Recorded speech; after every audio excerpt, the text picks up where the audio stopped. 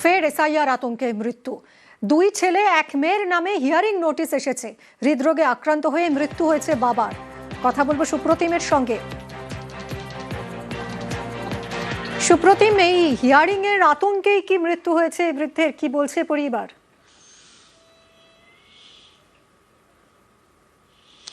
দেখো, পরিবারের অভিযোগ হচ্ছে যে এই হেয়ারিংয়ের এসআইআর যে হেয়ারিং তার আতঙ্কে মৃত্যু হয়েছে এবং যে ঘটনা হয়েছে সেটা হচ্ছে বীরভূমের সাঁইথিয়ার দক্ষিণ সিজা গ্রামের, এবং যেটা জানা গিয়েছে দুই ছেলে এবং এক মেয়ের নামে হেয়ারিংয়ের নোটিশ আসে এবং সেখানে কিন্তু 2002 সালেও এই ছেলে মেয়েদের কাউরির নাম ছিল না এবং তাদের যে বাবা, সেই বাবা কিন্তু গুজরাটের বেনারসে, উত্তরপ্রদেশের বেনারসে থাকে এবং সেখানকারই তার ভোটার কার্ড সবকিছু, এবং 2002 সালে কিন্তু তার বাবারও কোনো নাম ছিল না। অর্থাৎ ছেলে মেয়ে যারা এসআইআর এর ফর্ম ফিল আপ করেছিল তারা কিন্তু আনম্যাপিং হয়েই কিন্তু ফর্ম ফিল আপ করেছিল এবং সেক্ষেত্রে এই যে মালেক শেখ, এই মালেক শেখ হচ্ছে তাদের বাবা।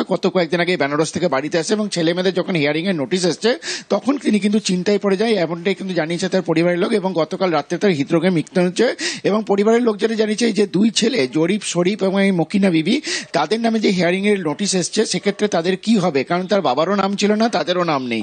সেইটাই একটা চিন্তায় ভুগে ভুগে গতকাল রাত্রে তার হৃদরোগে আক্রান্ত হয়েছে, মৃত্যু হয়েছে। এটাই কিন্তু পরিবারের অভিযোগ এবং স্থানীয় তৃণমূল নেতৃত্ব সকাল থেকে তার বাড়িতে গেছে এবং তাদেরও কিন্তু একই অভিযোগ যে যেহেতু ছেলে মেয়ের কোনো নাম নেই, ম্যাপিংয়ে নেই, 2002 সালে নাম নেই, সেই কারণেই কিন্তু ছেলে মেয়ের চিন্তাতেই কিন্তু বাবা হৃদরোগ আক্রান্ত হতে মৃত্যু হয়েছে, এমনটাই কিন্তু তারা জানিয়েছেন। ধন্যবাদ সুপ্রতিম। আমার বাপ কোনো ডকুমেন্টস পাই নাই বলে এসআইআর এর কাগজ এসেছে, সেইটা শুনে আমার আব্বা হার্টফেল করে দিয়েছে গো। আমরা পাই নাই 2002 সালের নাম গো। আমার আব্বার ওইটুই তো চিন্তা হয়ে গেল, মাথায় ঢুকে গেল গো। কিভাবে মারা গেল? তো হার্ট অ্যাটাক করেছে মনে হয় গো। ভালো মানুষ গো। বানারসে থাকতো, ওর না আছে ভোটার ছবি, না আছে আধার কার্ড, কোনো কিছু নাই।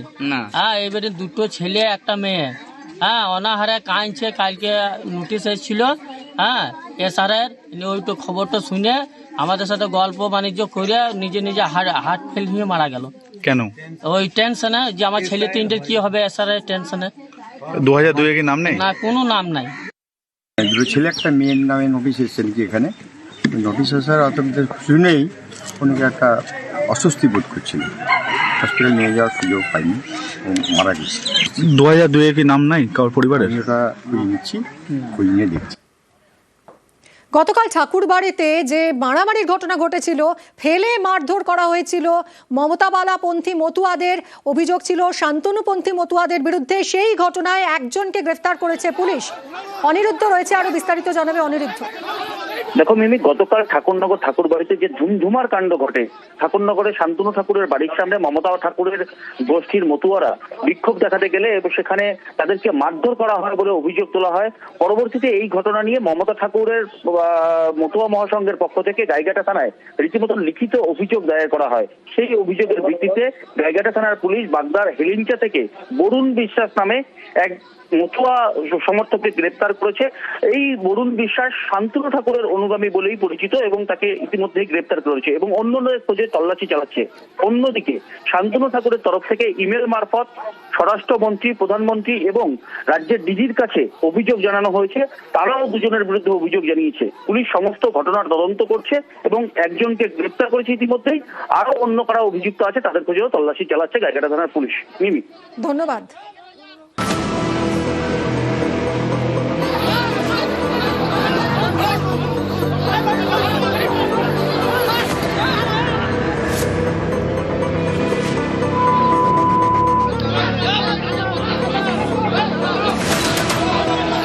কখনো ধাক্কা,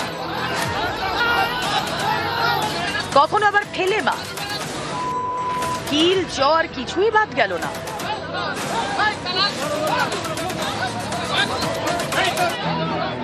শান্তনু ঠাকুরের বাড়ির সামনে এভাবেই মমতাবালাপন্থীদের মা। অভিযোগের আঙুল শান্তনুপন্থীদের দিকে। আমাকে শান্তনু ঠাকুরের ওই আরএসএস এর রোহিঙ্গা বাহিনী আমাকে প্রচন্ড মেরেছে, আমার বুকে মেরেছে, আমার পিঠে মেরেছে, আমার চুল ধরে টেনেছে, আমাকে মালা ধরে টেনেছে। মারলো শান্তনু বাহিনী, সেই রোহিঙ্গা বাহিনী যারা অমতুয়া, যাদেরকে শান্তনু ঠাকুর পুষে রেখেছে টাকা দিয়ে। ভোটের বাংলায় এসআইআর ঘিরে ঝড় উঠেছে মতুয়াগড়ে। মতুয়ারা এসেছেন বাংলাদেশ থেকে। তাদের অনেকে সিএ এর মাধ্যমে নাগরিকত্বের দাবি জানালেও এখনো নাগরিকত্বের সার্টিফিকেট হাতে পাননি। এমন পরিস্থিতিতে বনগাঁর বিজেপি সাংসদ শান্তনু ঠাকুর স্বীকার করে নিয়েছেন এসআইআরে বাদ যেতে চলেছে মতুয়াদের একাংশের নাম। এ নিয়েই মমতাবালা ঠাকুরপন্থীদের মতুয়াদের মধ্যেই বিক্ষোভ তৈরি হয়। বুধবার তারা ঠাকুর বাড়িতে শান্তনু ঠাকুরের বাড়ির সামনে বিক্ষোভ দেখাতে যান। অভিযোগ, তখন তাদের ফেলে মারেন শান্তনুপন্থীরা।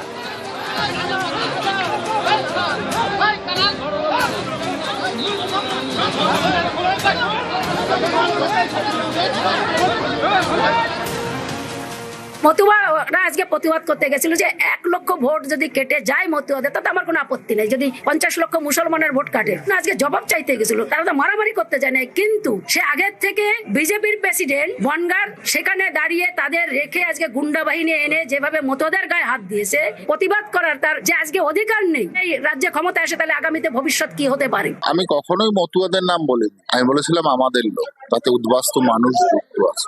যদি বাদ যায় তাহলে আমাদের মেনে নেওয়া উচিত। এই কারণে আমরা যাদের দ্বারা অত্যাচারিত তারাও দেশে এসছে। কেউ নাগরিকত্ব থেকে বাদ যাবে না, নাগরিকত্ব পেলে সে ভোটার লিস্টে তার নাম থাকবে, এটা তো স্বাভাবিক ব্যাপার। আমরা তুলবো।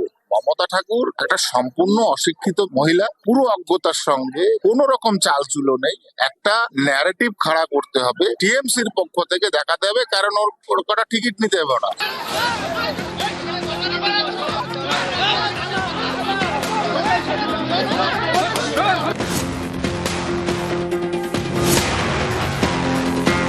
এই ঘটনা অবাঞ্ছিত, অনভিপ্রেত, কিন্তু বিজেপি এটাকে অনিবার্য করে ছেড়েছিল। আজকে শান্তনু ঠাকুর বলছেন যদি মতুয়াদের অনেকে ভোট না দিতে পারেন সে কি করা যাবে। ফলে মতুয়া সম্প্রদায়কেও বুঝতে হবে, আপনারা বিজেপির কিছু লোককে কিছুদিনের জন্য কিছু কথা বিশ্বাস করে আপনারা নিজেদের অনিশ্চয়তার মধ্যে ফেলেছেন।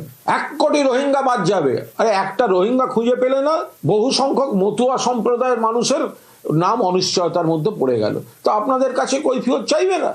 মতুয়ারা হলেন খাঁটি সনাতনী। নরেন্দ্র মোদী তাদেরকে নাগরিকত্ব দেওয়ার জন্য সিএ এনেছেন। ডিস্টার্ব করতে পারবে না, মামলা দিতে পারবে না, ডিপোর্ট করতে পারবে না, ফিরিয়ে দিতে পারবে না, এই অর্ডার পর্যন্ত করে দিয়েছে। ঠাকুরের যে লড়াই 1945 সাল থেকে, সেই স্বপ্ন যদি কেউ পূরণ করে থাকেন তার নাম নরেন্দ্র দামোদর দাস মোদী। এই মতুয়ারা মোদীজির সঙ্গে আছেন।